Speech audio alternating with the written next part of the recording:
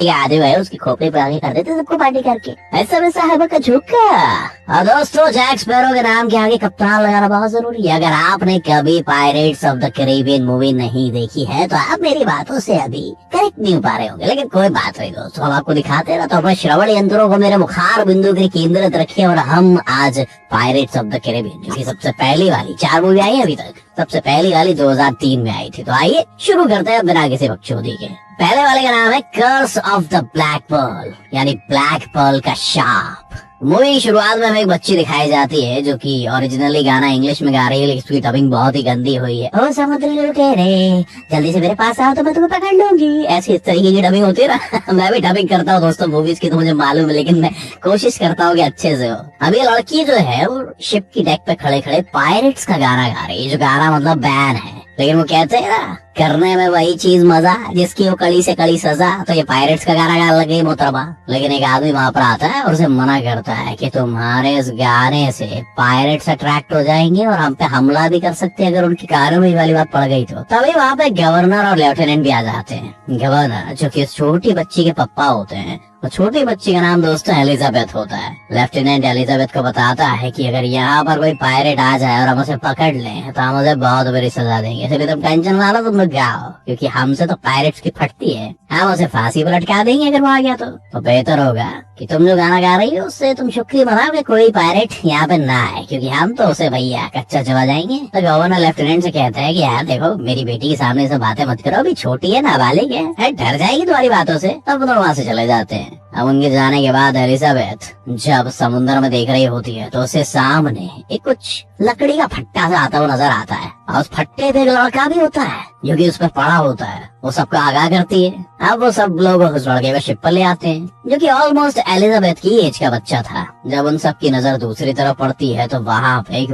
बहुत बड़ी शिप चल रही होती है, मतलब वहाँ पे आगजनी हो गई होती है। एलिजाबेथ उस लड़के के पास जाती है जिसकी हालत कुछ ज्यादा ठीक नहीं थी। वो एलिजाबेथ को अपना नाम बताता है और बेहोश हो जाता है। उस बच्चे के गले में एक गोल्डन लॉकेट था जो कि गोल्डन कॉइन की तरह लग रहा था, और उस पर पायरेट्स का साइन भी बना हुआ था। एलिजाबेथ उस लॉकेट को उतार कर अपने पास रख लेती है, क्योंकि इस बात का अंदेशा हो जाता है कि ये एक लुटेरा है। जी हाँ, एलिजाबेथ नहीं चाहती थी कि मेरे शिप वालों को पता चले कि एक लुटेरा है, नहीं तो उसे मार डालेंगे। अब कई साल बीत जाते हैं दोस्तों, एलिजाबेथ अब बड़ी हो चुकी है दोस्तों। अब वो उस लॉकेट को देख रही होती है जो कि उसने उस बच्चे के गले से उतारा था। तभी एलिजाबेथ के पापा उसके रूम में आते हैं और उसे एक ड्रेस गिफ्ट करते हैं, कैसे पहन लो। इनफैक्ट आज लेफ्टिनेंट की प्रोग्रेस का दिन था भैया, वही लेफ्टिनेंट जो एलिजाबेथ को लटकू हो रखा है। गवर्नर ने उनका रैंक हाई कर दिया, तो एलिजाबेथ से कहते हैं कि तुम तैयार हो गए सेरेमनी में आ जाना, और उसकी खुशी में हम एक इवेंट करेंगे दोस्तों, क्योंकि गवर्नर कहीं ना कहीं चाहते थे कि उनकी बिटिया एलिजाबेथ की शादी लेफ्टिनेंट से हो जाए। हालांकि इनमें बहुत ज्यादा डिफरेंस था, एज डिफरेंस भी था और विचारों का भी। अब दोस्तों दूसरी तरफ विल को दिखाया जाता, विल टर्नर, जो कि एक ब्लैक स्मिथ था, यानी लोहार था। ये वही लड़का है जो पहाड़ से आया था, जिसके गले में लॉकेट मिला था। वो गवर्नर के लिए एक कुछ हथियार बना के लाया था। एलिजाबेथ भी आकर उससे मिलती है। एलिजाबेथ उस पर लट्टू हो रखी होती है, लेकिन गवर्नर थोड़ी चाहते थे कि उनकी बेटिया ऐसे गंदे शंदे आदमी से, गरीब गुबड़े से मिले। बहुत ऊंचे स्टैंडर्ड थे भाई लोग इनके। और जैसे कि राजशाही लोगों के होते हैं, गरीब लोगों को अलग से ही दुत्कारना, अपने से छोटे तबके के लोगों से अदब से पेश न आना। अब वो सब वहाँ से ले जाते हैं। अब दोस्तों हमें इस फिल्म का बहुत ही महान सीन दिखाया जाता है। कप्तान जैक स्पैरो अपने शिप पर लदे हुए इस मुल्क की तरफ बढ़ रहे हैं, और ये बहुत ही कॉमेडी वाला सीन है, क्योंकि इनका समुद्र में शिप जो है डूबता है, और डूबने पर जैसी आखिरी कगार पे आता है, ये बंदरगाह की डेक पर उतर जाते हैं। अब एक आदमी उससे कहता है कि यहाँ पे तुम अपनी शिप पार करने के लिए चांदी का सिक्का देना होगा। तो वो जाके उस आदमी को 3 चांदी के सिक्के दे देता है और कहता है कि मुझे जाने दो। वो आगे बढ़ता है तो वहाँ के 2 गार्ड उसे रोक लेते हैं। कैप्टन जैक स्पैरो उनसे कहता है कि मुझे जाने दो, मुझे जहाज चुरा रहा है। उन गार्ड्स को यकीन ही नहीं होता कि आखिर वो बोल क्या रहा है। तब कप्तान साहब कहते देखा ना, मैंने एकदम से सच बोल दिया तो विश्वास ही नहीं हुआ। अगर आप लोगों की आंखों में आंखें डाल के सच बोल दो ना, तो उनको ही लगता है कि मैं झूठ बोल रहा हूँ, इसलिए मुझे सच बोलना चाहिए, वो भी आंखों में आंखें डाल के। दूसरी तरफ हम समुद्र के किनारे हम लेफ्टिनेंट और एलिजाबेथ को देखते हैं, जो कि आपस में कुछ बात कर रहे होते हैं। जब लेफ्टिनेंट दूसरी तरफ मुंह करके अपनी कन्फेशन करता है कि वो एलिजाबेथ से शादी करना चाहता है, तो एलिजाबेथ उसको जो ड्रेस पहनाया गया था वो बहुत ही ज्यादा टाइट थी, तो उसकी वजह से उसे सांस नहीं आ रही थी और वो बेहोश हो जाती है और वो नीचे समुद्र में गिर जाती है। उसके गले में लॉकेट भी होता है। वो जैसे ही लॉकेट पानी में गिरता है उससे कुछ वेव्स निकलती हैं और चारों तरफ फैल जाती हैं। और एलिजाबेथ को पानी में देखते हुए जैक ने देख लिया था, तो फौरन पानी में जाता है, डुबकी लगाता है और एलिजाबेथ को ले आता है। उसके गले में वो लॉकेट देखकर वो एलिजाबेथ से पूछता है कि लॉकेट तुम्हें कहाँ से मिला। लेकिन तभी वहाँ पर कमांडर और लेफ्टिनेंट आ जाते हैं और एलिजाबेथ को कवर करते हुए जैक स्पैरो पे सब लोग तलवार तान देते हैं। तो एलिजाबेथ उन सबसे कहती है कि इसने तो मेरी जान बचाई, मेरी जान बचाने वाले के साथ आप ऐसा करेंगे। तभी लेफ्टिनेंट को कैप्टन जैक स्पैरो के हाथ और पायरेट्स का साइन नजर आता है। लेफ्टिनेंट इसको डिसाइड करता है कि इसको तो फांसी चढ़ाएंगे हम, लेकिन एलिजाबेथ उसे मना करती है। तो फिर वो कहते हैं कि कोई ना कोई पनिशमेंट तो इसे देनी ही पड़ेगी, यानी इसको अब कैद तो करेंगे ही हम। तो वो उसको अपना कैदी बना लेते हैं। लेकिन तभी जैक खुद को छुड़ाते हुए एलिजाबेथ को अपना बंदी बना लेता है और धीरे धीरे पीछे होने लगता है, वहाँ से भागने की जुगाड़ बनाने लगता है। वो एक ऐसी जगह पर जाता है जहाँ पर वो अपने हाथ की हथकड़ी काट सके, और वो जगह विल टर्नर की होती है, क्योंकि वो एक लोहार था। जैसे विल वहाँ पे आता है तो वो जैक को देखता है तो उसे बहुत गुस्सा आता है और वो अपनी तलवार निकाल लेता है। अब इन दोनों में तलवारबाजी शुरू हो जाती है। बहुत ही मस्त सीन है दोस्तों, दोनों अपनी तलवार की करतब दिखा रहे थे। जैक तो भैया प्रोफेशनली ट्रेन था और ये जो है अपने आप से तलवारबाजी सीखे थे। अब जैक विल को तलवार से मारने वाला होता है कि तभी जैक अपनी तलवार से बचते हुए खुद को बचाता है। जल्दी वहाँ पर सोल्जर्स आ जाते हैं जो कि जैक को पकड़ लेते हैं और उसे जेल में बंद कर देते हैं। दूसरी तरफ हम देखते हैं कि एलिजाबेथ जब समुद्र में गिरी थी उसके लॉकेट से एक वेव निकली थी, तो वो दूर दूर तक कई जहाजों के पास भी गई और अब उनकी तरफ एक बहुत बड़ा पायरेट शिप आ रहा था जिसका नाम होता है ब्लैक पर्ल। अब जहाँ पर एलिजाबेथ का रॉकेट गिरा था वो सब उसी की तरफ आ रहे थे। वो सब इस प्रांत पर हमला कर देते हैं। एलिजाबेथ के रूम के बाहर बहुत सारे खतरनाक पायरेट्स आ जाते हैं। अब उनसे कहते हैं कि बस बहुत हो गया, हमें हमारी हालत वापस कर दो, यानी वही लॉकेट, क्योंकि यही लॉकेट पायरस का तुम इसे नहीं रख सकती हो। एलिजाबेथ कहती है रुको, मुझे तुम्हारे सरदार से बात करनी है, यानी तुम्हारे लीडर से। वो सब उसकी बात सुन लेते हैं और उसे कैदी बनाकर अपने साथ ले जाते हैं। दूसरी तरफ जब बिल को पता चलती है कि एलिजाबेथ पकड़ कर ले गए तो फौरन गवर्नर और लेफ्टिनेंट से बात कहता है, लेकिन वो लोग उनकी बात पर यकीन ही नहीं करते हैं। अब विल जाता है जैक के पास। जैक उससे उसका पूरा नाम पूछता है। विल उसे बता देता है मेरा नाम विल टर्नर है। जैसे ही जैक उसका नाम सुनता है तो उसे तो नहीं बताता कि मैंने तुम्हारा साथ देना क्यों शुरू कर दिया, लेकिन वो उसका साथ दे देता है और उसके संग चलने को तैयार हो जाता है, क्योंकि वो जान चुका था कि विल टर्नर एक पायरेट का बेटा है, अब बहुत ही फेमस पायरेट का। विल उससे कहता है मैं तुम्हें यहाँ से फ्री करने में तुम्हारी हेल्प करूंगा। ये जो तुम्हारी जेल की दीवारें है ना, ये बहुत ज्यादा मजबूत नहीं है। और इसके बाद ये दोनों यहाँ से निकल जाते हैं। ये एक बोट में छिपते हुए एक बहुत बड़े जहाज में एंटर हो जाते हैं और उस जहाज को चुराने वाले थे। और तभी लेफ्टिनेंट अपनी दूरबीन से सब देख लेता है तो वो अपने सोल्जर्स को इसकी तरफ भेजता है। और जैसे ही सोल्जर्स इस तरफ आते हैं तो वो दोनों परेशान नहीं होते, क्योंकि उन्होंने पहले से ही कोई प्लानिंग कर रखी होती है।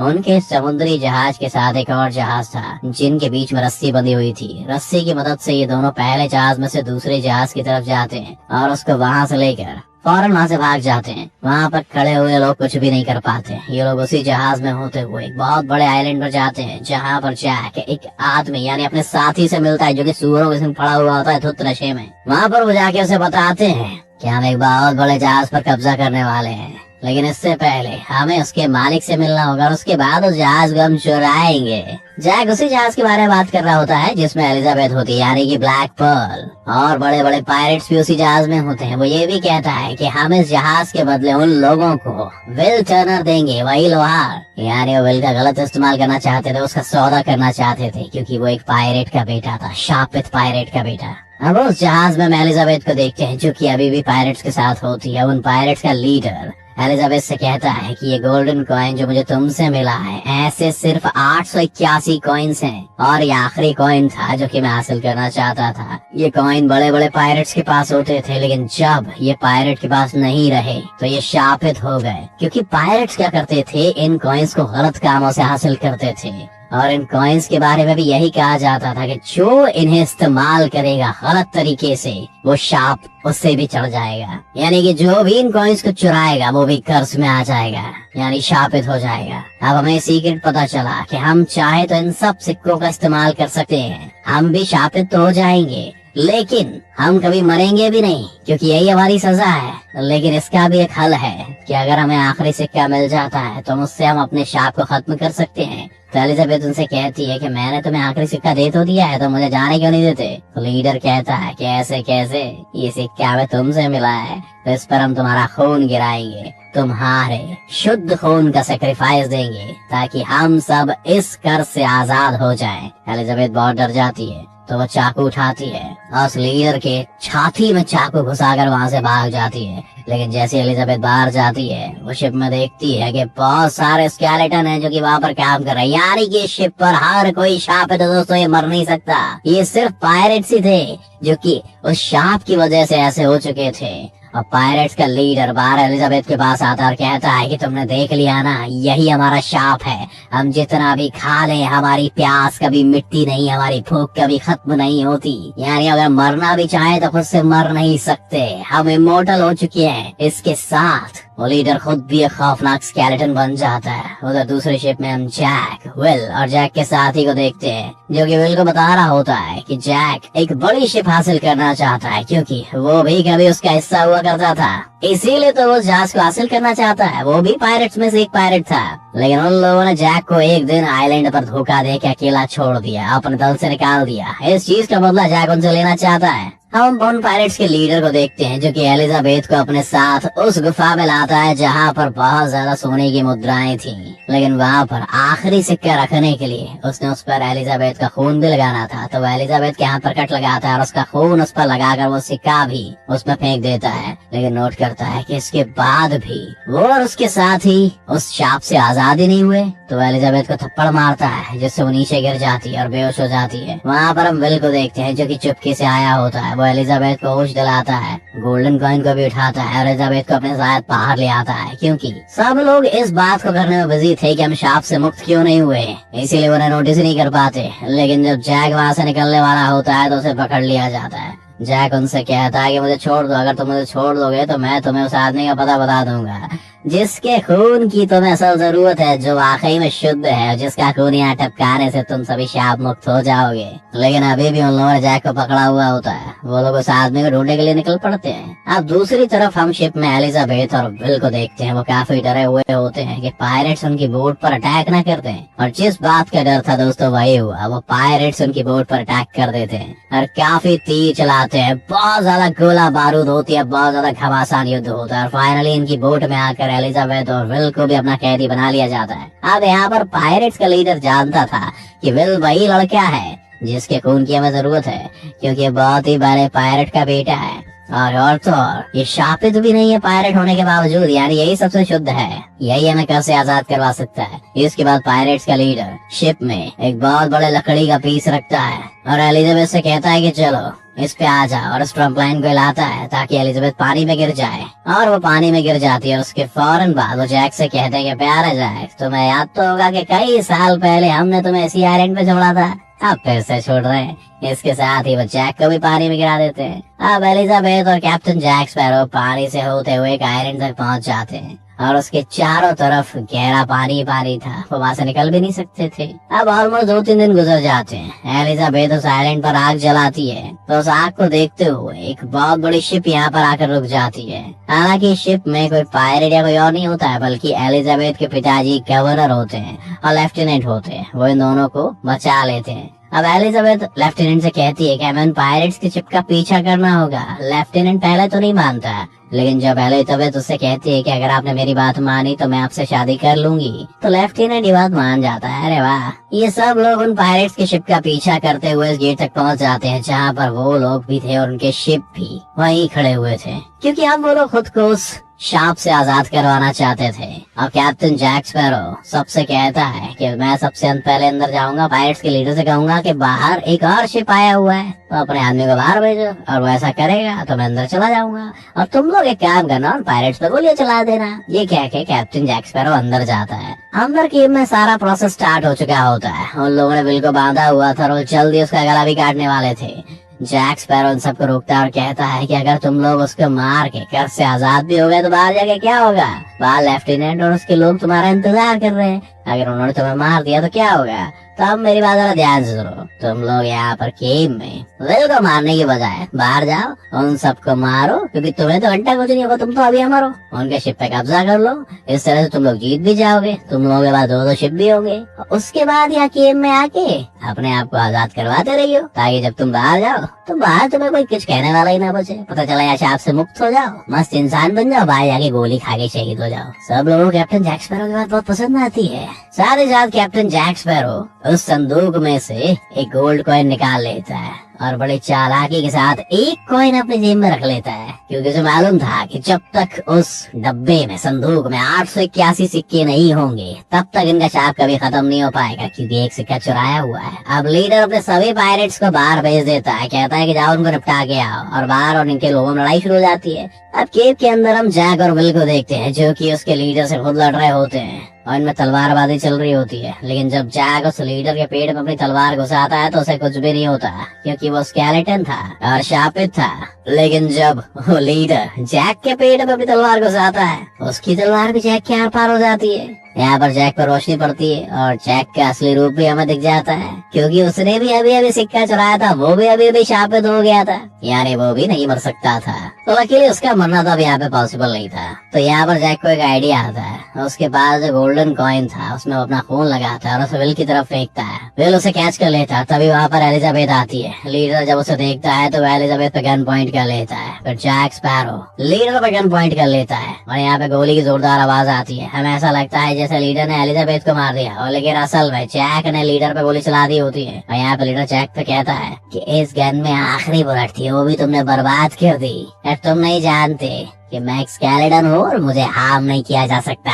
पर जैक उसे कहता है कि नहीं, ये तुम्हारी सोच है। इसी के साथ वो 2 सिक्के जो उसके पास होते हैं विल टर्नर के पास, वो संदूक में डाल देता है। उसके फौरन बाद वो लीडर इंसान बन जाता है, यानी उनका कर्ज खत्म हो चुका था और उस पर बुलेट का असर होने लगता है। तो उस लीडर की अब यहाँ पर ही मौत हो जाती है। दोस्तों, बाहर हम बाकी पायरेट्स को देखते हैं जो कि नॉर्मल इंसान बन चुके होते हैं। तो वो सब अपने हथियार नीचे फेंक देते हैं। इन्हें असल में यकीन ही नहीं आया होता है। तो कहते हैं कि अब हम वॉर नहीं करेंगे, कि जो वो लोग चाहते थे वो उन्हें यही मिल गया था। हम देखते हैं कि कप्तान जैक स्पैरो को फिर से वापस उस प्रांत में लेके आया जाता है। उसे वहाँ पर फांसी दी जा रही होती है। वहाँ पे विल टर्नर भी होता है। वो सीधा उसी जगह पे जाता है जहाँ पर एलिजाबेथ भी थी। वो उनसे कन्फेस करता है कि वो उसे पसंद करता है, उससे प्यार करता है, और उसके फौरन बाद वो चाहता है कैप्टन जैक स्पैरो को फांसी से बचाने के लिए उसकी रस्सी को खोलते हुए, गार्ड्स को धक्का होते हुए, वो सबकी नजरें बचाते हुए उसे वहाँ से भगाने की कोशिश करता है। लेकिन उनकी किस्मत ज्यादा अच्छी नहीं होती है। लेफ्टिनेंट के सोल्जर्स इनको घेर लेते हैं और इन पर अपने हथियार तान देते हैं।